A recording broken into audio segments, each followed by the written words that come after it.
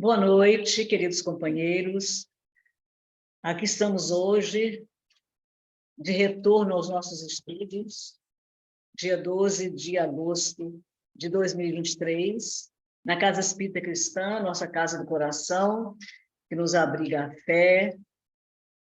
E estamos retornando com uma proposta diferente. Nós interromperemos por algum tempo o estudo que nós vimos fazendo, já estamos fazendo há vários anos, do Evangelho segundo Mateus.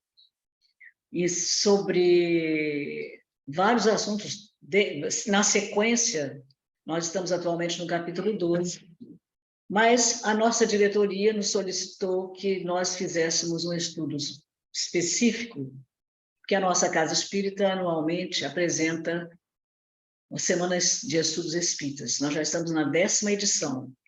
Paramos alguns anos por problemas administrativos internos, mas agora retornamos já há 2 anos. E, neste ano, o foco dos nossos estudos, das nossas reflexões, serão as parábolas de Jesus. E a vice-presidente responsável pelo nosso setor de estudo pediu que cada grupo escolhesse parábolas.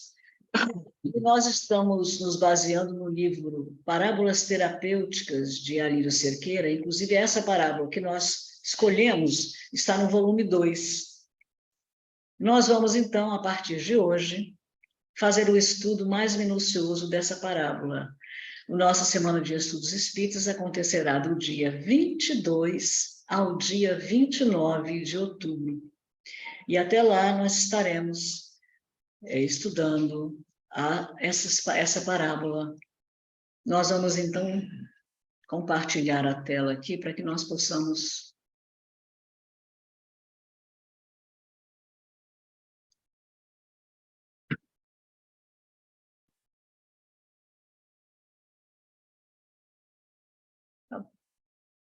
Você me perguntar isso, será que eu não vou poder compartilhar? Ah, tá.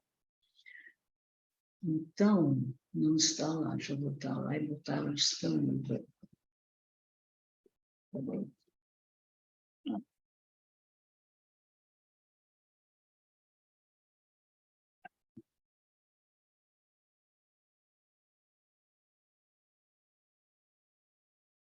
Como não tem som, é apenas imagem,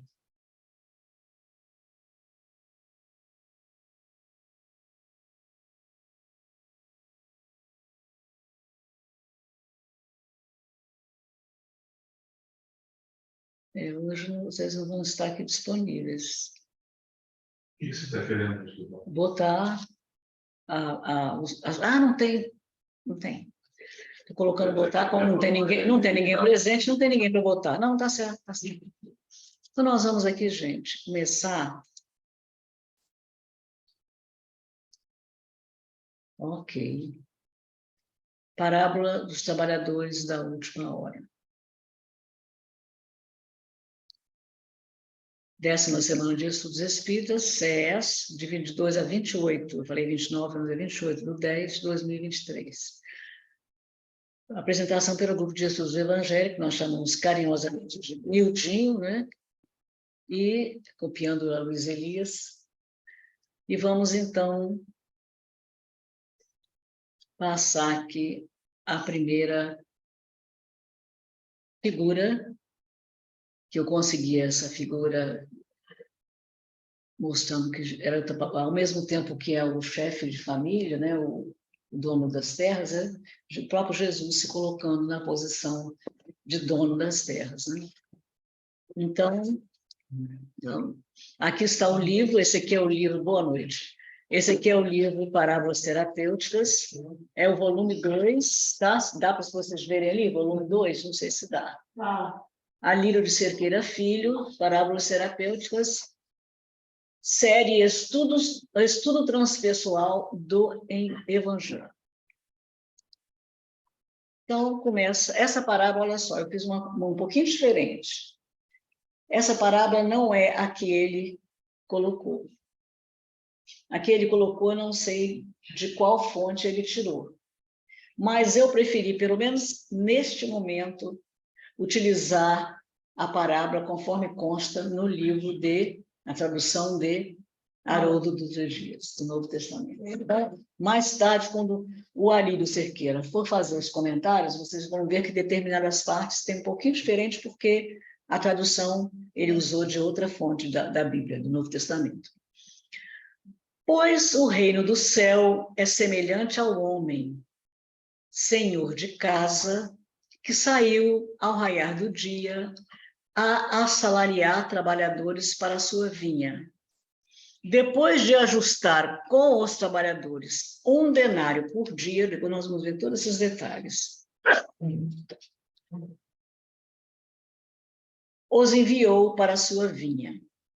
E tendo saído, tem mais uma figurinha aqui, por volta da terceira hora, viu outros que estavam de pé na praça, desocupados, e disse a esses: ide vós também para a vinha, e o que for justo vos darei. E eles foram. Novamente, saindo por volta da 6ª e 9ª hora, procedeu da mesma forma. Está saindo ali, né? Isso que eu queria, que aparecesse. Bom, deixa para lá, então. Vamos deixar só para vocês aqui. Não vai aparecer que você está projetando. Vai ver quem está vendo lá de lá. Tá. Tá bom. Pois o reino do céu é semelhante ao homem, já falei, então, e tendo saído por volta, já li isso tudo. A gente vai ver depois. Tendo saído por volta... Não, acho que eu pulei uma parte, gente, só um pouquinho. Novamente, saindo por volta da 6ª e 9ª hora, procedeu da mesma forma, acho que é isso mesmo. Tendo saído por volta da 10ª hora, encontrou outros que estavam na hora de digitar, faltou um Mzinho ali, que estavam de pé, e disse para eles: por que ficastes de pé aqui o dia inteiro, desocupados? Eles lhes dizem: porque ninguém nos assalariou. Ele lhes diz: ide vós também para a vinha. Chegado ao fim da tarde, o senhor da vinha diz ao seu administrador: chama os trabalhadores e paga-lhes o salário, começando dos últimos até os primeiros. Vindo os primeiros, pensaram que receberiam mais. Todavia, também eles receberam 1 denário cada um. Ao receberem, murmuravam contra o senhor da casa, dizendo: estes últimos fizeram só 1 hora, e tu os fizeste iguais a nós, que carregamos o peso do dia e o calor ardente. Aqui é a moeda que foi utilizada, que era utilizada na época do Império Romano.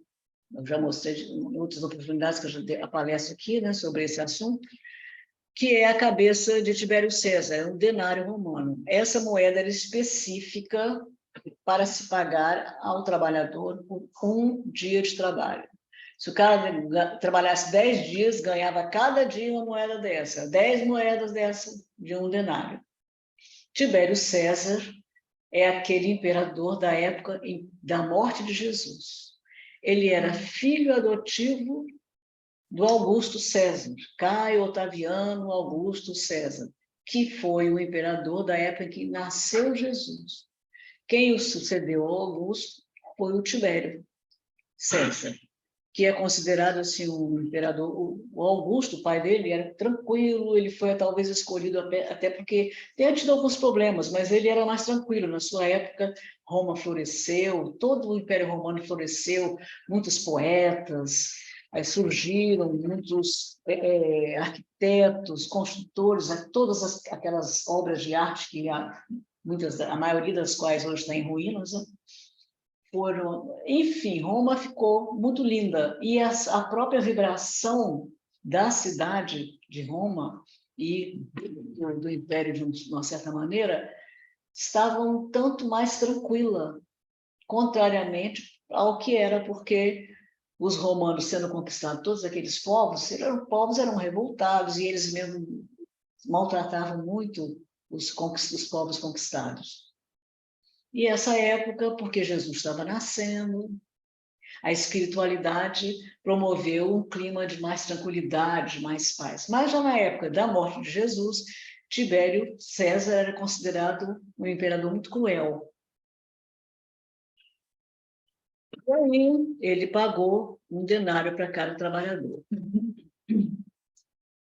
Em resposta, eles estavam reclamando, né? Oh, nós trabalhamos o dia inteiro, né? Está pagando a mesma coisa para aqueles que trabalharam uma hora. A gente vai ver exatamente cada hora terceira, hora primeira, hora sexta, hora nona, o que significa.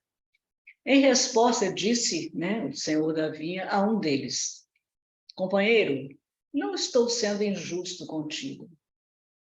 Não ajustaste comigo um denário? Toma o teu e vai-te. Quero dar a este último tanto quanto a ti. Não é lícito fazer o que quero com o que é meu? Ou o teu olho é mau porque eu sou bom? Assim, os últimos serão os primeiros e os primeiros serão os últimos. Boa noite, a Chiquinha está entrando, ele não entrou ainda. Então, a gente vai estudar, mas no início... Oi, Chiquinho, tudo bem, querido? Boa noite, Isolda. Tudo bem? Nós estamos começando hoje, não sei se você já viu o áudio, o vídeo que eu passei, estamos começando o estudo, o início estudo da parábola dos trabalhadores da última hora. Eu acabei de ler aqui a parábola para os companheiros, depois a gente vai postar no grupo todo o trabalho. E quem quiser ir acompanhando em casa antes, para já chegar aqui e já saber, né? Bom, então ele agora, o Alírio Cerqueira, o que ele vai fazer? Ele colocou aqui os temas que ele focou, que ele vai trabalhar em cima deles durante toda a análise da parábola. São vários temas. Ele colocou em ordem alfabética: alegria, amor, autoconhecimento, autoconsciência, autodomínio, autoencontro, autoengano, autoesclarecimento, autoiluminação, autotransformação, conhecimento da verdade universal, consciência, Deus, disposição, ego, egocentrismo, egoísmo, entusiasmo, equanimidade divina, escolhidos, esforço continuado, paciente e perseverante, espiritualização, injustiça, justiça, jornada de trabalho, missão dos espíritas, paz de consciência, reino de Deus, sentimento de dever cumprido, servir a Deus com entusiasmo e alegria, trabalho na seara de Jesus, trabalho no bem, verdade, virtudes essenciais e vontade. Quanta coisa se pode estudar numa parábola como aquela que a gente acabou de ler. Impressionante, né? E aí, ele começa. A parábola dos trabalhadores da última hora, registrada no Evangelho de Mateus, capítulo 20, nós estamos no estudo do Aloysio, no capítulo 12 ainda, né? Aqui já é capítulo 20. Versículos 1 a 16, aborda a fidelidade ao trabalho na seara de Jesus, assumido perante a própria consciência. O que vocês gostariam de comentar sobre isso? Eu perguntaria: vocês acham que vocês estão sendo fiéis ao que ao compromisso de vocês? Eu estou falando de mim também, né? Ao compromisso, estão sendo fiéis ao compromisso que assumimos com Jesus para trabalhar em sua seara? Será? O que vocês acham?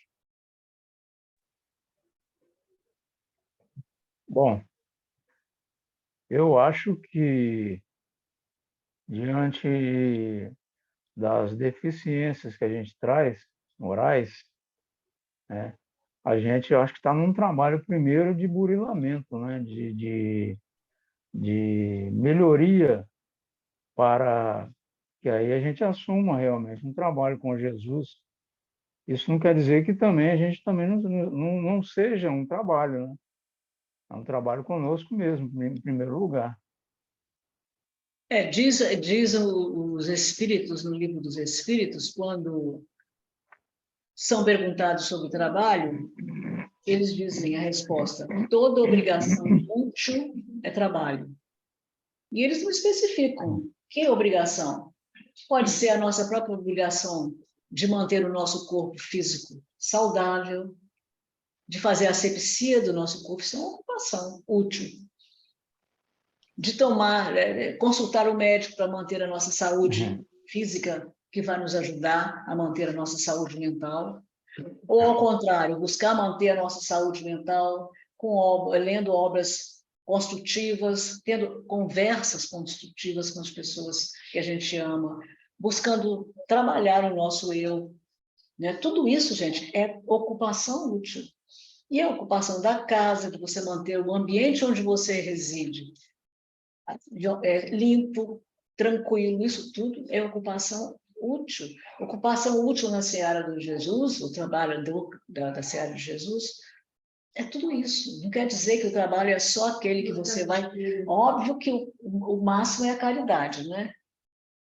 Mas a caridade tem também múltiplas facetas. A caridade, porque quem pode, por exemplo... Também, né?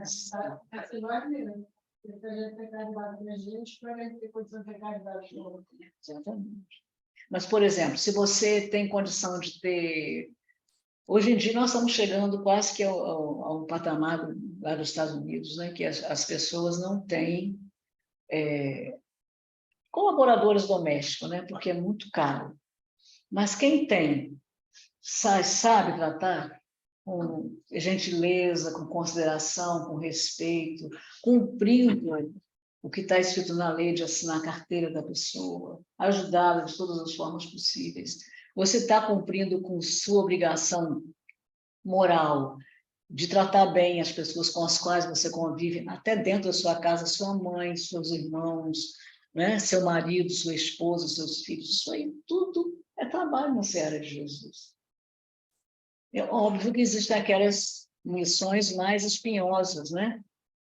Das pessoas como Madre Teresa de Calcutá, mas nós nunca podemos nos comparar com Madre Teresa de Calcutá, minha irmã Dulce, que fizeram um trabalho magnífico na Seara de Jesus, se doando, esquecendo de si próprias para ajudar outra pessoa. Eu não tenho ainda condição de esquecer de mim mesmo para negar todas as minhas necessidades, visando suprir as necessidades dos outros. A gente começa engatinhando, né, Yolanda? Né, Beth? A gente começa engatinhando, faz uma coisa aqui, uma coisa ali, mas plenamente, tanto que a gente não é matriz. Para fazer plenamente, a gente já teria que estar no mesmo nível, né, moral delas. Né? Mas isso tudo é trabalho que a gente faz diariamente. A gente também não pode esquecer o trabalho profissional do dia a dia. Sim. Tratar aqueles que estão abaixo da gente de forma paciente, tolerante, educativa, né? Como dar a eles a noção de como eles têm que tratar também da mesma forma aqueles que são superiores a ele. Então, você tem toda a atividade profissional é um campo de aprendizado no trabalho na fidelidade a Jesus, da seara de Jesus. Você está certíssimo, Alexandre. Também é um campo, né? Estudante, por exemplo, na escola, junto com o professor, né? Junto com os colegas. Todos os campos de atividade da nossa existência, nosso cotidiano, nos dão oportunidade de nós exercermos esse trabalho, realizarmos esse trabalho, que no final vai ser benéfico para nós mesmos. Teve uma época que eu me questionava muito, porque eu achava que eu fazia muito pouco, mas que eu trabalhava demais e fazia muito pouco. Aí uma pessoa, um espírita, né, muito esclarecido, falou para mim assim: trabalhe com amor o que você faz, porque você vai estar fazendo tudo o que você precisa fazer. Independente que seja dentro de uma casa espírita, dentro de uma igreja evangélica, católica, mas o melhor campo de labor é o seu trabalho no dia a dia. É verdade. E você sabe que eu também já pensei como você. Eu falei, meu Deus, tanta gente fazendo tanta coisa, e eu não estou fazendo nada.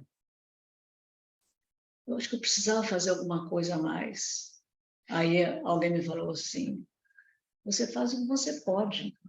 A gente não pode pegar o mundo com as mãos de uma vez só. E eu me lembrei também de uma lição que eu li num livro de Emmanuel, não estou lembrando agora qual é, onde ele disse que nossa evolução é pequena e a gente não pode querer dar o passo maior do que as pernas, porque nós mesmos não temos condições de fazer isso. É uma evolução, a cada encarnação, uma conquista ou poucas conquistas, não muitas, porque o espírito, para realizar muitas conquistas, ele tem que realmente se dedicar apenas a, né? Como Paulo de Tarso, como os discípulos de Jesus, que eles não faziam outra coisa, embora Pedro tivesse família.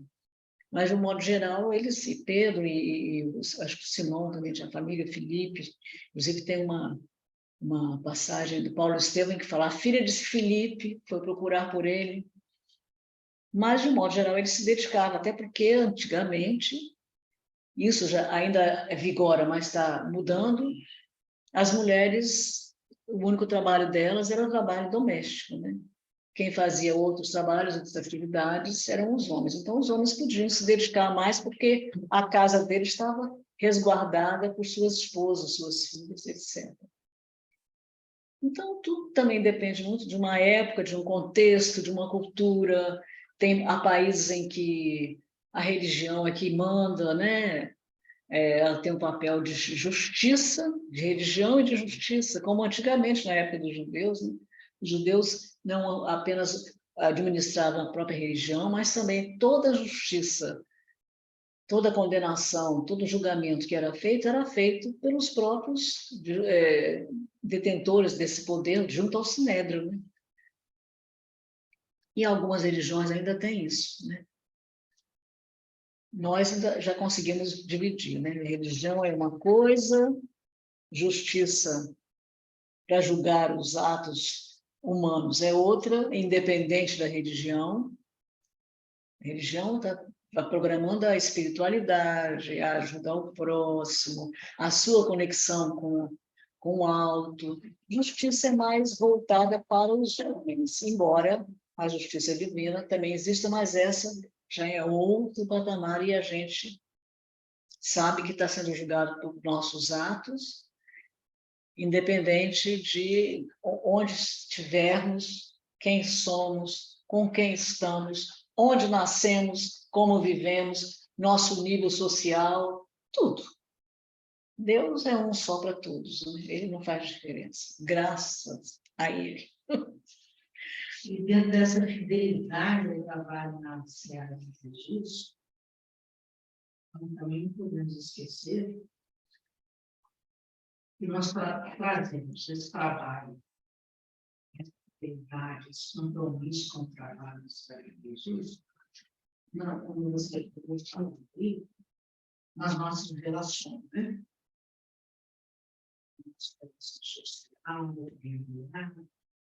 Mas para que ela possa acontecer realmente com fidelidade, nós temos, nessas relações, essa fidelidade ela tem que começar no nosso íntimo. Sermos fiéis ao Cristo nessas conquistas, no nosso desenvolvimento moral, que também é um trabalho de lapidação, de conquistas. E esse trabalho interno, dos nossos sentimentos, dos nossos desejos desequilibrados, é que vai refletir nessa relação em todos os naipes, né, os panoramas das nossas existências, né? Que é esse trabalho que vai florescer aí, nesse expandir, que é essa fidelidade ao trabalho de Jesus, com Jesus, nesse desenvolvimento do nosso espírito, né? E que não fica exposto. É verdade. O que não fica exposto. O que fica exposto são as nossas relações. E os amigos, no nosso trabalho, que a gente tem que fazer o melhor que a gente puder, onde a gente estiver, né? Com o que instrumento, com o que a gente já conseguiu desenvolver nesse trabalho interior. É verdade, é verdade. Agora, lembrando também que nós, como espíritas, temos uma grande responsabilidade porque nós temos consciência. Conhecimento. É verdade. Consciência é outra coisa. Exatamente. Mas esse conhecimento, ele vai pesar no julgamento das ações, porque a grande maioria, esses dias a gente estava numa reunião do Lab Média, lá com o nosso companheiro Isaías, e ele estava falando, fazendo um comentário que, aliás, nós já vimos com a Luiz Elias, sobre a multidão. A multidão, de modo geral, todo mundo faz o que um fala, todo mundo segue. Se aquele mudar de opinião, todo mundo muda. Haja visto Jesus, quando entrou em Jerusalém, todo mundo colocou os ramos, né, saudou Jesus. 2 dias, 3 dias depois, já todo mundo mandava matar, salvar Barrabás. Então, a multidão muda com facilidade. E a grande maioria dos habitantes terrestres, isso em outros mundos também, mas eu estou falando da Terra, vive sem saber que está vivendo. Encarna, desencarna, encarna, desencarna, e não tem conhecimento de si próprios, da reencarnação, dos seus deveres. Ele simplesmente vive do imediatismo, do dia a dia, das coisas da matéria, dos prazeres físicos. São levados, né? São levados pela onda. Né? Exatamente. Então, obviamente, que o que eles realizarem vai ser levado em consideração, vai ser julgado por essa falta de conhecimento deles, por essa ignorância, né? Porque, conforme os próprios espíritos disseram, não existe maldade, existe ignorância. Porque muitas vezes fazem coisas que quem tem noção, quem tem conhecimento, percebe. Mas na multidão, você vê quanta coisa as pessoas envolvidas por esse desejo de impor a sua vontade, de querer que o seu time ganhe, de querer que seu pensamento seja aquele que é o verdadeiro, fazem coisas que, de repente, aí, um atiça o outro, agride, e a gente tem visto coisas que chocam a gente. Aí, quando a gente fala nessa questão da ignorância, né? Ignorância de quem, ignorância com quem, ignorância sobre o quê, né? Sobre o quê? Ignorância de que por que nós estamos aqui. Isso. Isso é um fator. Esse por que estamos aqui? Né? O que nós ignoramos dentro de por que estamos aqui? Qual é a nossa finalidade aqui? Quem é o responsável por estar aqui? E aí vai, né? E a gente ignora tudo. Essa ignorância, ela se estende de uma forma tão ampla, né? Que a gente realmente não sabe. Muita gente... Desculpa, eu vou fazer uma discordância meio modesta, vamos botar assim, né?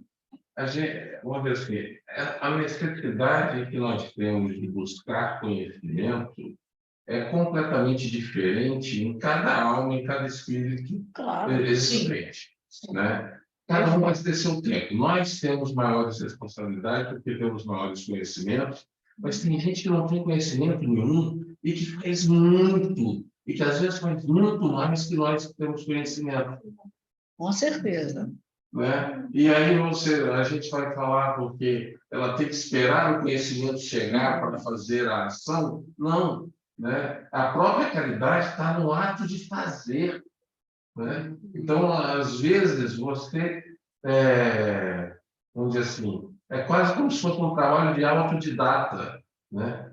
Você está fazendo, você sabe que você está fazendo um trabalho bem feito, você sabe que você está caminhando direitinho, né? Mas você não tem desculpa, por isso que eu falei que é uma discordância modesta, né? Você não tem a obrigação de saber para onde você vai, né? Se você vai reencarnar várias vezes. O que você tem é aquele sentimento latente que você já nasce com ele, que existe um Deus, um superior, né? Uma inteligência suprema, a sua necessidade de fazer o certo, né? Você já nasce com isso. E eu acho que as buscas vão ser completamente diferentes, as buscas pelos conhecimentos vão ser completamente diferentes e em momentos diferentes do tempo. Tem gente que pode não ter, né, este conhecimento hoje, mas andar muito mais rápido do que nós na escala evolutiva. Eu concordo com você. Aí você fala, eu concordo com você, né? Concordo. Que há pessoas que hoje, né, numa encarnação, ela não tem esse cabedal. Mas como todos nós somos criados simples e ignorantes, em algum momento, e trazemos as leis divinas Inscritas na consciência. Né? Aí é uma evolução de cada um, de com essa base simples e ignorante e as leis da consciência desenvolve um patamar totalmente diferente de outros, mas são aquisições. Até porque a religião não salva ninguém, né? A gente sabe que isso aí não tem nada. Tem pessoas que fazem o bem, não têm religião, não querem ter, mas gostam de ajudar. Então, cada um está num nível de desenvolvimento, como você está falando, e é isso aí que vai ser considerado, é claro. Mas eu estou falando dessa grande multidão que vive esses momentos atuais, em todas as épocas, não momentos atuais, em todas as épocas a gente percebe, essa multidão que não pensa, que não quer se envolver, que só quer agir segundo os próprios instintos, e eu estou falando mais nesse sentido. Agora, o que você está falando é óbvio que existe. Me lembro muito de Chico Xavier, muito a propósito do que você está falando, uma senhora foi visitar Chico Xavier, um grupo da prece, e no final da reunião ela conseguiu falar com ele.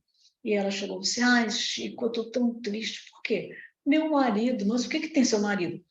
Ele é um homem tão bom, ele é um pai maravilhoso, é um esposo maravilhoso, é um excelente profissional, mas eu não consigo convencê-lo a ser espírita.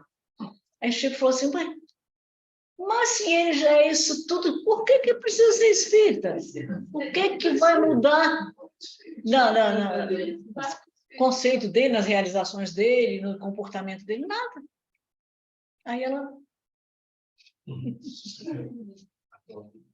Né? Então, realmente, como você está falando, tudo é uma questão de aquisição do nosso espírito no transcorrer, e, obviamente, a grande maioria não sabe nem por que está aqui. Não sabe.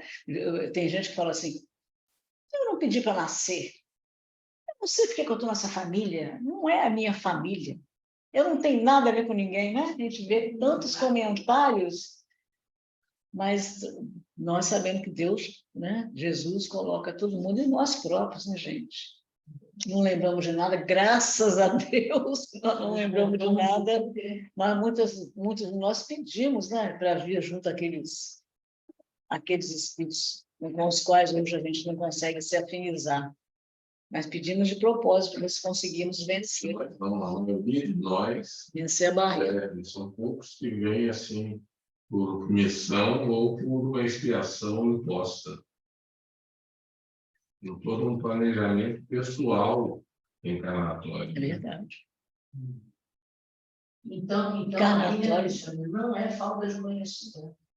Quando a gente fala, né? Os conhecimentos do espírito é termo, mas às vezes a gente confunde também um pouco o conhecimento do espírito, que, por exemplo, eu posso ter sido um grande pianista no passado e tenho pequenas vocações hoje que eu não levo muito a sério, né? Mas eu não perdi esse conhecimento do espírito. Claro que não. De forma nenhuma, né?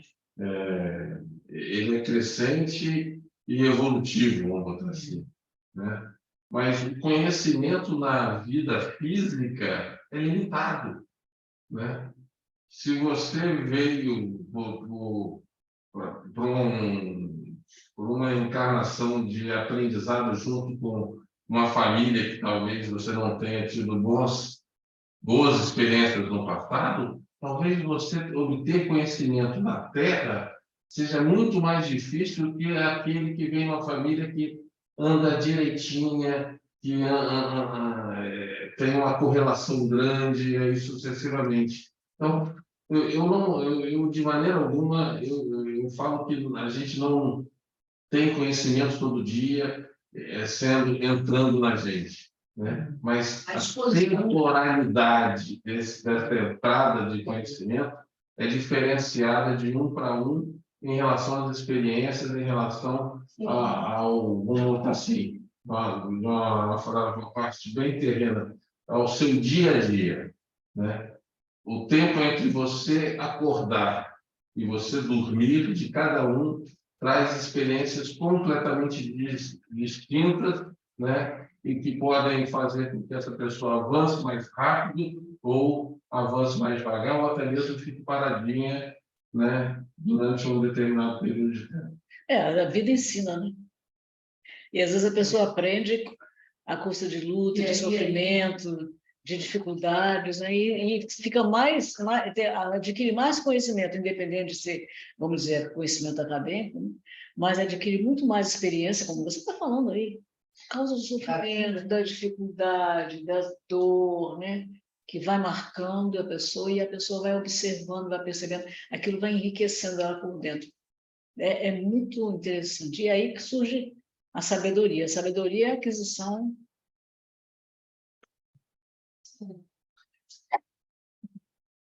Deixa eu só entender o propósito. A gente vai fazer esse estudo para depois você apresentar esse estudo novamente? Eu não, eu e mais algumas pessoas, não vou apresentar. Meia hora nós temos que apresentar. Melhor apresentar aqueles 32 temas? Não, a gente vai fazer um resumo, né, Alexandre? Vai apresentar depois. A gente vai fazer um resumo, né? Claro, porque vão ser, que eu esqueci de detalhar esse assunto. Serão 2 grupos a cada noite. Nessa semana de 22 a 28 não haverá reunião pública, tudo vai ser público, né? Não haverá reunião mediúnica ou outras quaisquer. Serão todas dedicadas à Semana de Estudos Espíritas. E a cada noite 2 grupos falarão. Cada grupo vai apresentar uma roda de conversa, um bate-papo, meia hora. Eu não sei o que está pela frente, né? Com Yolanda, e é legal depois você mandar eu me entrego, todo mundo sabe que eu sou velho, né? Porque eu já ia falar as transparências, aí vou dar um slide aqui. Aí você me falou que eu fiz um post, né? Fez o quê? Quê? Eu te perguntei, você vai mandar os slides? Não, PowerPoint. Você é nova, mas eu me entrego na primeira hora, eu já falo transparência. Isso é velho, né? Você que fez ali, né? Sim.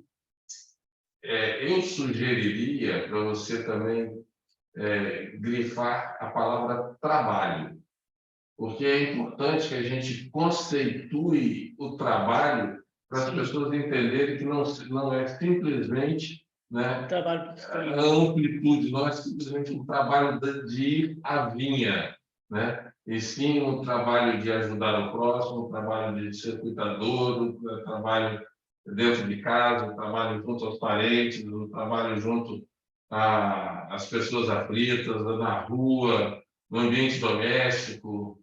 Talvez você fazer uma observação de ação, a definição de trabalho pode ficar mais fácil para a gente entender qual a necessidade da fidelidade desse trabalho e o que isso traz de boas obras na seara de Jesus. Ok, valeu. E aí, na sequência aqui, ele vai falar o seguinte: façamos agora a exegese da parábola, que diz respeito muito de perto a todos nós espíritas. Aí eu botei embaixo, porque exegese, né? Interpretação gramatical, histórica, jurídica, etc., dos textos e particularmente da Bíblia. Ou seja, façamos agora a interpretação do texto. Jesus, e tudo isso eu copiei do livro, está lá no livro. Digitei exatamente como está no livro. Aí já no livro. Jesus começa dizendo: porque o reino dos céus é semelhante ao homem pai de família que saiu de madrugada a assalariar trabalhadores para a sua vinha. E ajustando com os trabalhadores, 1 denário por dia mandou-os para a sua vinha. Até aí tudo bem, né? E aí ele faz um novo comentário. Jesus se refere inicialmente ao reino dos céus. Que reino dos céus é esse? O reino dos céus significa a aquisição da transformação interior por meio do trabalho no bem, que todos somos convidados a realizar. Eu teria que voltar lá atrás para a gente ver onde é que está o reino dos céus. E aqui embaixo, Jesus simboliza Deus como homem, pai de família, o Senhor da vinha. Então, para ele, nessa parábola, ele está colocando como Deus. Posso sugerir mais uma coisinha? Pode. Né? Deixa o amarelo e termina esse slide apenas com a pergunta. Para você. Mas eu estou copiando exatamente do livro. Não, você está copiando a forma do livro. Não estou falando que você vai mudar a forma do livro, não. Porque na hora que você estiver apresentando isso para alguém... Não sei se eu vou apresentar desse jeito. Acho que nem vai ter. Nós vamos bater papo. Né? Mesmo assim, né? Se você parar na pergunta, você abre para as pessoas conversarem um pouquinho sobre o tema, né? O que Jesus quer dizer com o reino dos céus? O que é reino dos céus? E aí você abre um tempinho. Você pode ter 30 minutos, você abre 30 segundos. É tanta coisa que tem nesse livro. Não consigo abrir o tempo para tudo. Tudo bem, eu entendo o que você está falando e acho importante realmente pontuar isso, mas é que tem muita coisa aí para frente. É muito detalhezinho. Mas só seria que, à medida que surgisse algumas sugestões, você já fosse grifando, que aí na hora que a gente lê tudo que você for montar, você já tem algumas coisas. Mas aí eu não vou ter acesso aqui. Se eu tiver, toda hora eu tenho que sair. Não grifa. Não tem, não. Gisele, Eu tenho que sair agora, entrar no trabalho e voltar. Gisele. Oi, fala, querido. O problema é que meia hora é muito pouco para tanta coisa. Eu sei, meu filho, mas foi isso. Essa é a nossa missão. Pois é, vai ficar algo muito superficial. Aí, na hora que você postar, que a gente possa ler, depois que ela postar, a gente lê antes, né? E cada um venha com alguma coisa, né? Eu vou anotar aqui. Eu vou anotar aqui. São 47 slides. Você fala em meia hora, 47. Por isso que vão ser quase 2 meses de estudo. A gente copiar. Meia hora são 10 slides. Pois é. Consegue copiar, não consegue copiar o curso? Consegue. Jogar para o Word? E a gente faz. Consegue. Assim, para mim, você pode botar 4 slides numa mesma folha.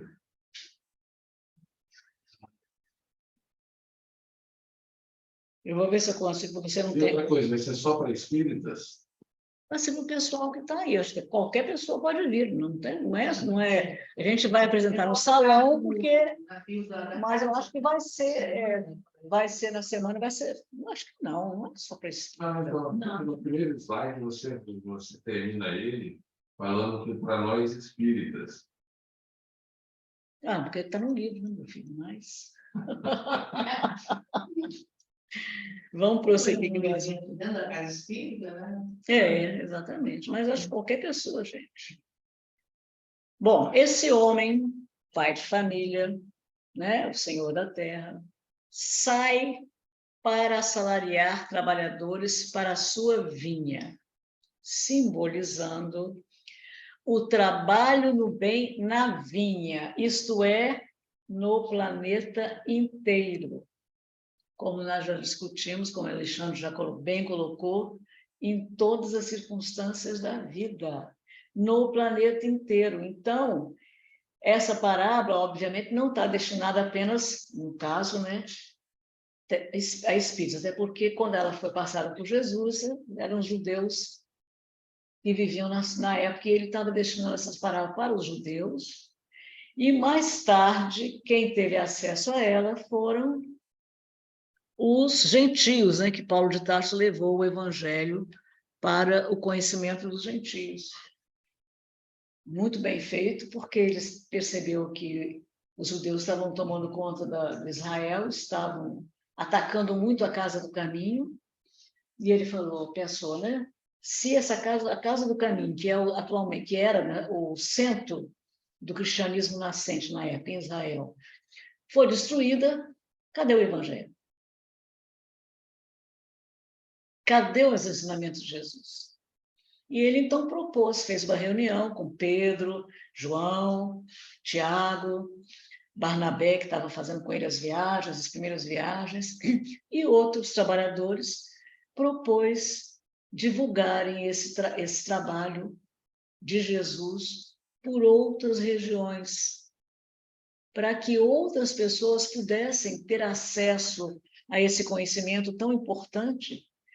E se o Evangelho, né, se a Casa do Caminho, se o trabalho inicial acabasse em Jerusalém, como depois foi realmente mais tarde destruído, né, até porque Jerusalém foi destruída também, o trabalho continuasse.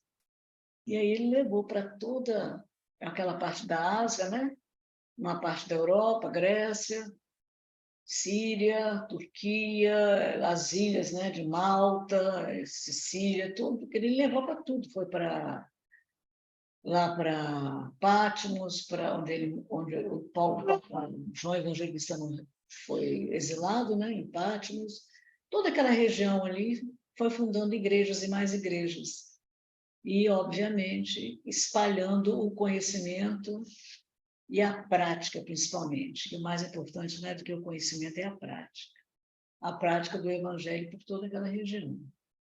Então, isso aí, na época, era o planeta inteiro, porque outras regiões, o Império Romano praticamente tomou conta de tudo, até o norte da África também, né? Então, depois, esse conhecimento foi espalhado. Ele só não foi mais além porque no caminho nós vamos... Ah, não, isso aí era em outra palestra mesmo, estou fazendo confusão. No meio do caminho, alguns missionários que tiveram essa missão de divulgar o Evangelho, infelizmente, se desviaram. E aí o Evangelho, que era, por exemplo, para ser implantado junto aos árabes, não conseguiu ir adiante.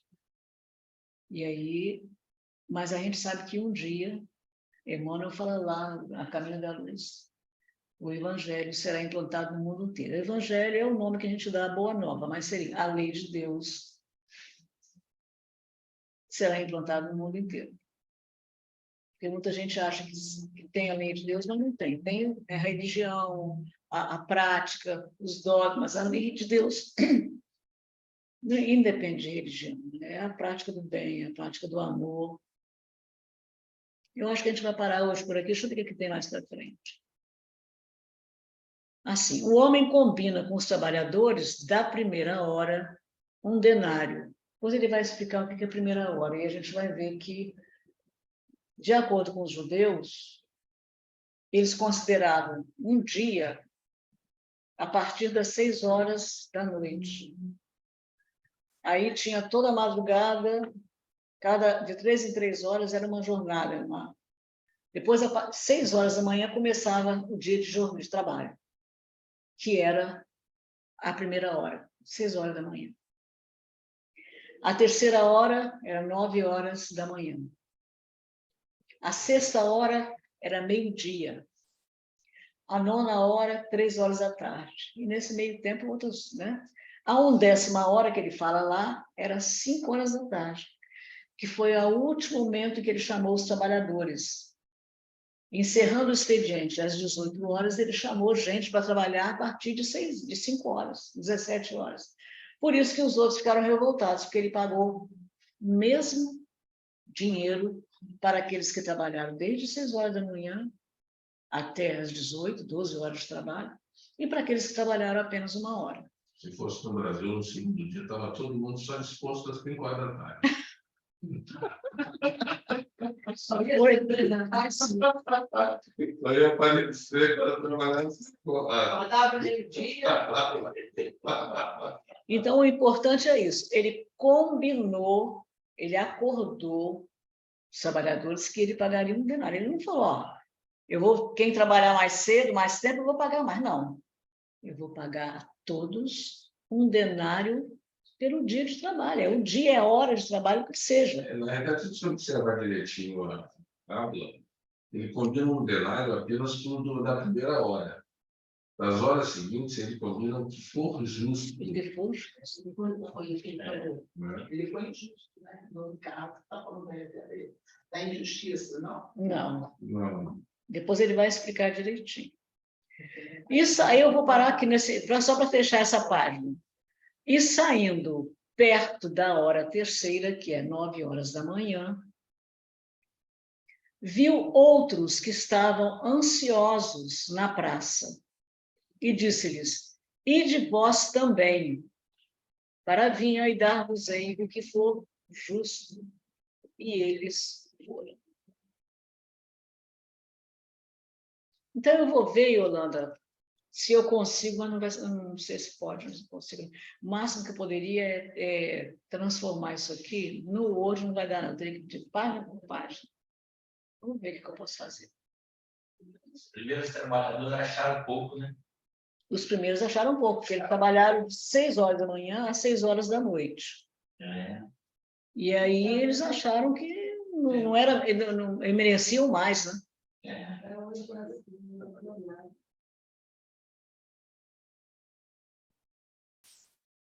Então, nós vamos parar aqui, saindo perto da hora terceira. Então, às 9 horas da manhã, ele combinou com os trabalhadores. E será que eu consigo agora mostrar para vocês? Agora sim. Não aparece lá, tá vendo? Eu já até fechei, já descompartilhei o negócio lá, mas não aparece. Eu não sei o que está vendo. Depois eu tenho que ver. Eu estou vendo todo mundo aqui. Não, eu sei, não é isso. É que para nós aqui, você está vendo, mas ali na televisão. Bom, então deixa eu mostrar, já que você está vendo, deixa eu mostrar aqui. Aqui estão Yolanda, Beth, Estácio, Odete, nossa companheiro Gedeon, de óculos escuros. Ele operou da vida. Beré e Alexandre. O grande. Está vendo todo mundo, né? Então tá bom. Ai, meu Deus, esse cabo aqui. Então nós vamos. Pode ver sem máscara, Chico. Bom ver ele sem máscara. É bom ver você sem máscara, o Beré está falando. Está achando cartucho, eu venho de máscara hoje, para não vender de máscara. Então nós vamos vou fechar aqui interromper a gravação. Dar boa noite a todos os companheiros que nos assistiram até esse momento. Muito obrigada. E nós iremos aqui, aos pouquinhos, conversando, colocando nossas reflexões, discutindo, para ver se a gente consegue esmiuçar bem, detalhar bem esse estudo, que é muito interessante. E, obviamente, a gente não precisa concordar com o que ele está falando, né? A gente conversa, discute, e cada um entende ou apreende o significado do que está sendo discutido aqui, segundo as suas próprias concepções. Boa noite a todos e até sábado que vem, se Deus quiser. Bom final de semana.